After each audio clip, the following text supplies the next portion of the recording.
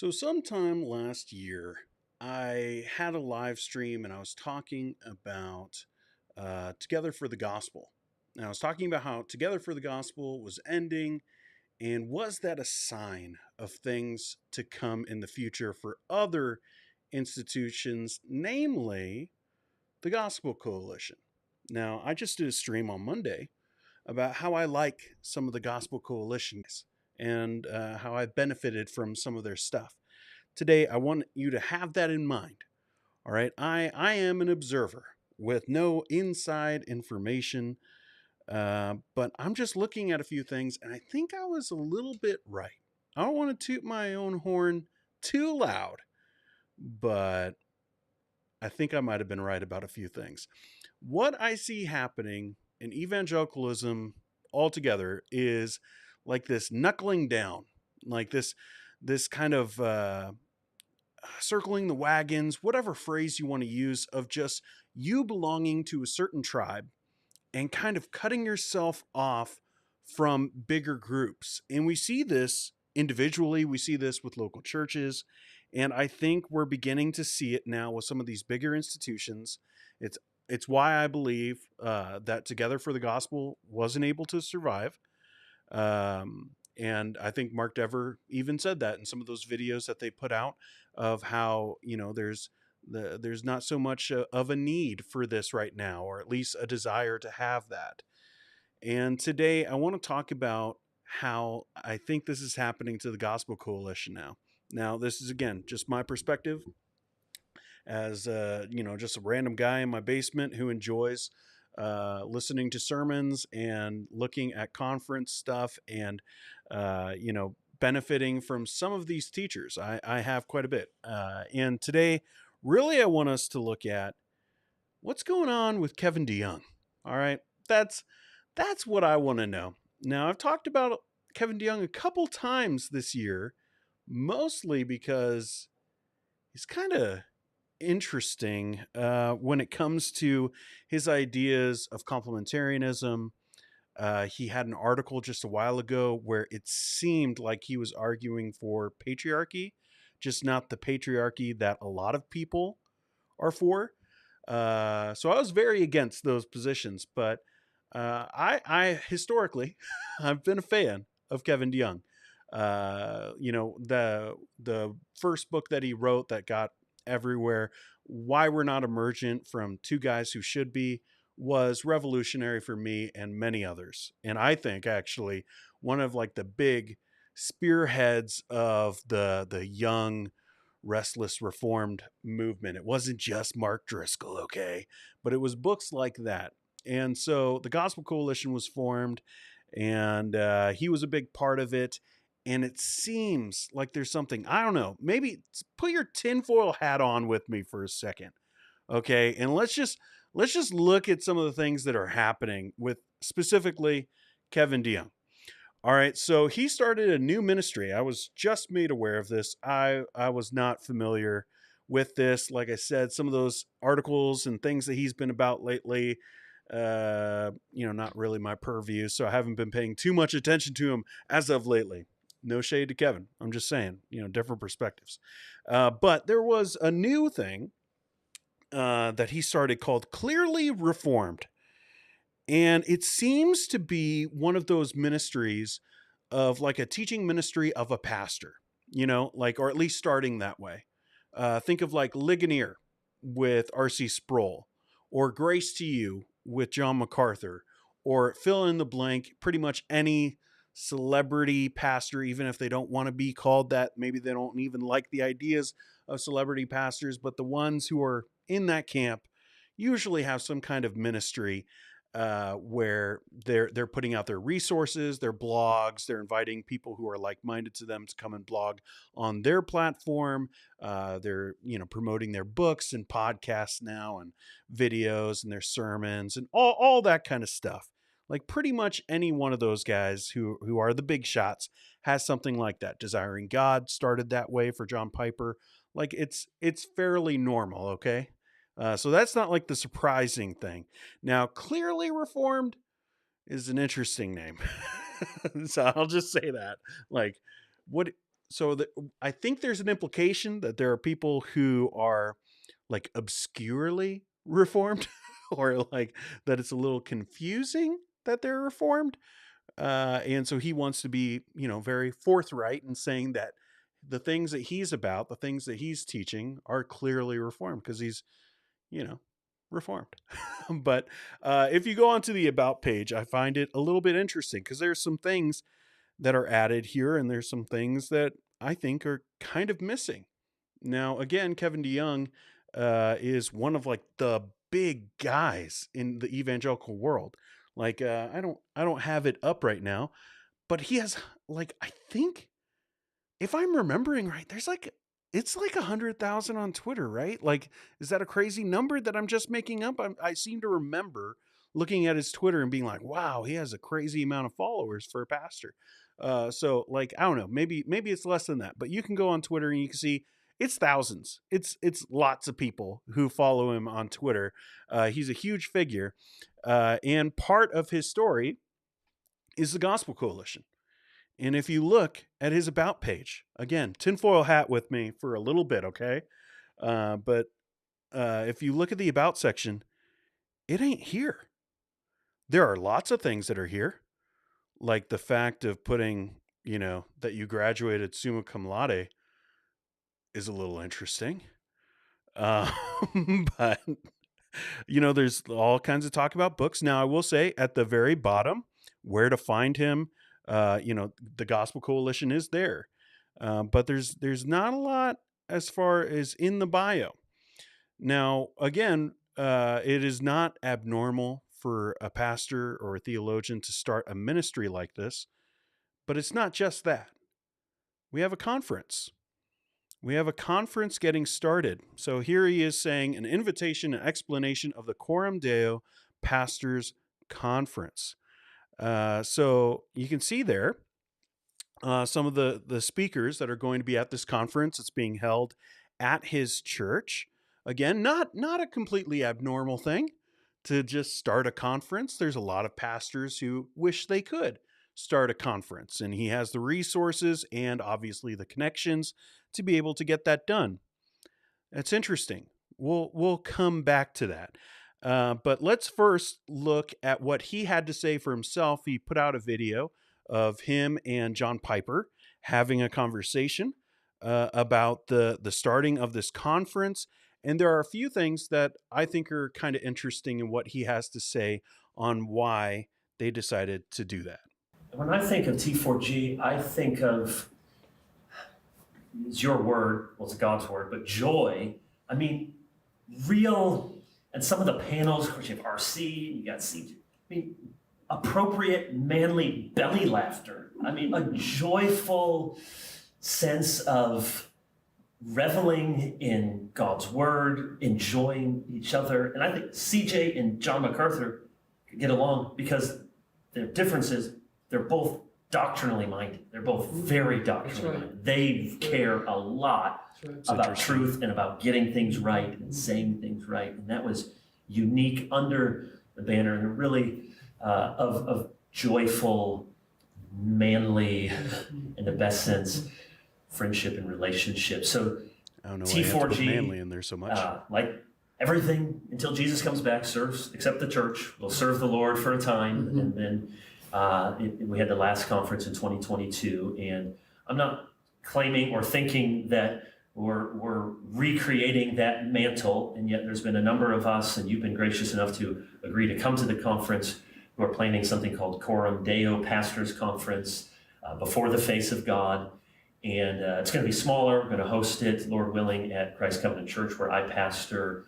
And you've agreed to be a part of it. And a number of other folks have. But what do you see as the continuing need for something like T4G? Obviously, it's not the church. It's not as important as the church. And yet God has used conferences. Why do we still... All right, he's going to ask the question, why do we still need pastors' conferences? But like throughout this conversation that they have, there's about 7 minutes. You can find that on YouTube. Just search John Piper, Kevin DeYoung, Coram Deo Conference, and you'll see this video. No talk about the Gospel Coalition. No talk, zero talk.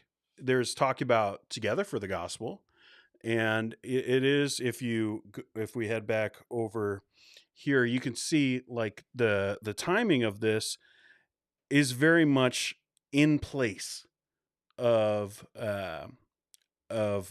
Together for the Gospel. So this is on the alternating year, because the Gospel Coalition, they have their conference this year. We'll take a look at that in a sec. Interesting. To me, interesting at least. And then the year after, you have this conference now, or historically it would have been the year that they would have had Together for the Gospel. But now that that's not happening, we have this. So I think that there is something to that he's trying to replace that conference for pastors. But I do think it's interesting that there's just like no discussion on the Gospel Coalition at all. Now, pairing that with, all right, if you look at these speakers, all right, you have John Piper. He's a central figure for pretty much all of evangelicalism, but specifically with the Gospel Coalition. And then you have a bunch of other people who historically have been connected to the Gospel Coalition. But if you go on to, here's the website for the Gospel Coalition, and you look at speakers other than John Piper.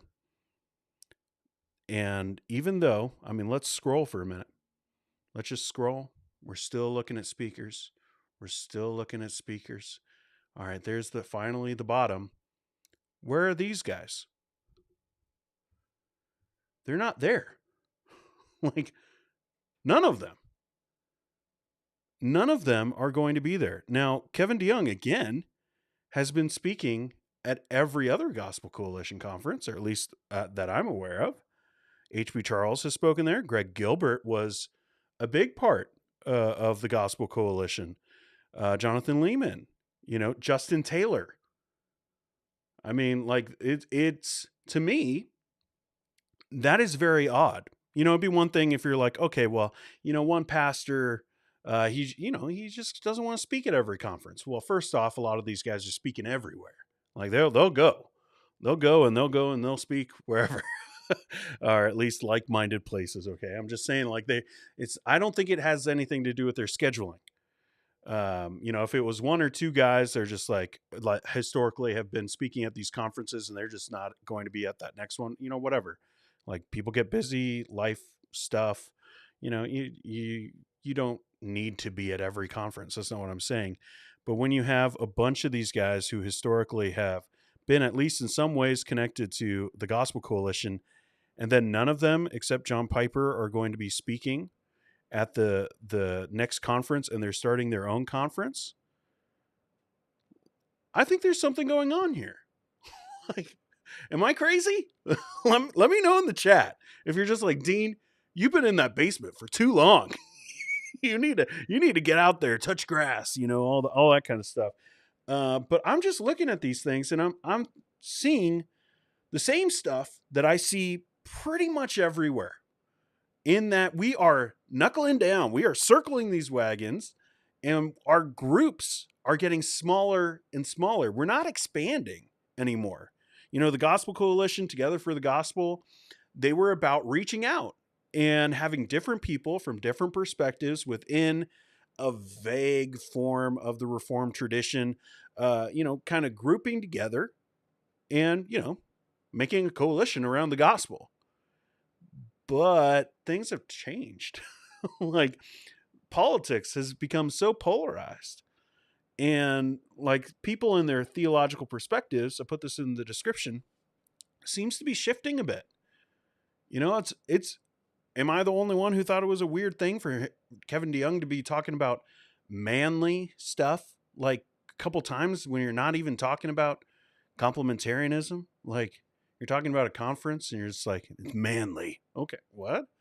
That's an odd thing just to throw in there.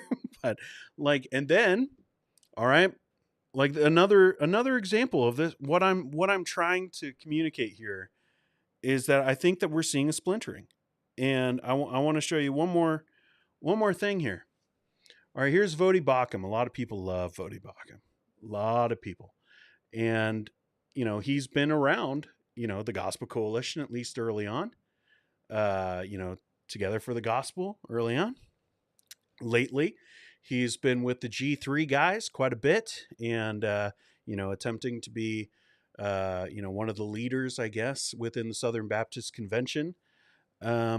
He just put this out of where he's going to be speaking. Anybody see that? He's going to be going over with Doug Wilson.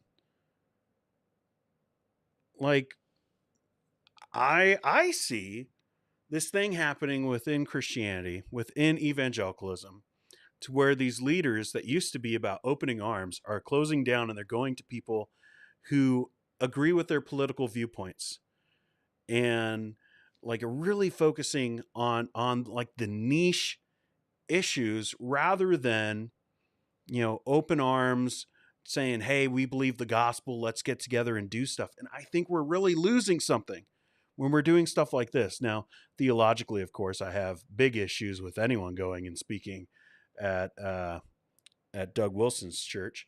But I think that kind of shows you that things are shifting and groups are beginning to shift. And I think Kevin DeYoung is maybe, I don't think it's going to be loud. Like, he's not that kind of guy. And I don't think anyone's necessarily wrong in that situation. Okay. Now, if there's all of a sudden an image like this, and Kevin DeYoung is going and having his conference over at Doug Wilson's church, then we're going to have some things to talk about. But I do think that there's this circling of the wagons and this becoming just a smaller and smaller thing. And when we do that, there's a couple dangers. Like, one of the dangers is that we think that we're right and everybody else is wrong, and that we can't be around those other Christians because they're wrong. Also, we're not being able to learn and to grow.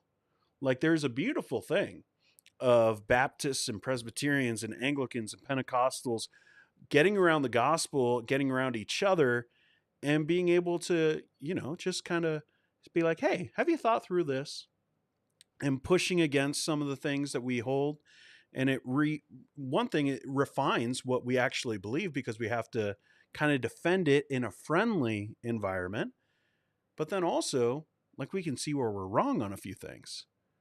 So it's just a little weird to me how some of these things are happening. And again, I don't think it would be like, you're not going to see like Kevin DeYoung come out and be like, everyone at the Gospel Coalition's wrong. Obviously, he's fine with Piper, and he's going to be speaking over there. And obviously, he's still fine with having his name down there on the contributor thing. So, like, I don't think it's like ill will. My point isn't to say that Kevin DeYoung is like super mad, but I'm just saying, I think that there's like an end in sight for things like the Gospel Coalition, because people are beginning to, niche down. Like, in YouTube, that's a good thing. In real life, maybe not so much, where we just kind of circle with those who we agree with on almost everything, and we don't expand, or we're super cautious because we're just like, those guys are, they could easily be wrong, like, on all these different things, and all of a sudden we just don't talk to anybody. Now, is Kevin DeYoung going to do that? I don't think so, but I just think it's an interesting thing that we're seeing, a new conference, a new ministry, and it seems to me like he's stepping back from the Gospel Coalition. And again, just a very odd thing. If you're going to have all these, like, it's not a whole ton, but if you're going to have all these speakers who many of them have roots with the Gospel Coalition, and just none of them are over in this huge list. Like, look at this list. There's so many speakers, and there is an overlap. There's overlap all the time with these kind of conferences. Just odd to me.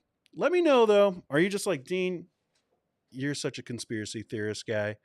Like, you need to get out of the basement. Let me know that in the comments section. If you agree with me and you're like, yeah, it's too bad. It's too bad that we see like kind of the splintering thing. And whether you think, let me know what you think, whether these institutions like the Gospel Coalition, some of these bigger things, can exist in this in this changing theological evangelical landscape? I want to know that. Let me know that down in the comment section. If you are here live, this is going to redirect into an after live stream where you can ask me more questions. I'll take some of the comments from this and throw it into that stream. But if you're not watching live, YouTube has another video that they think maybe you'd enjoy. So maybe go check that out, and I will see you in the next one.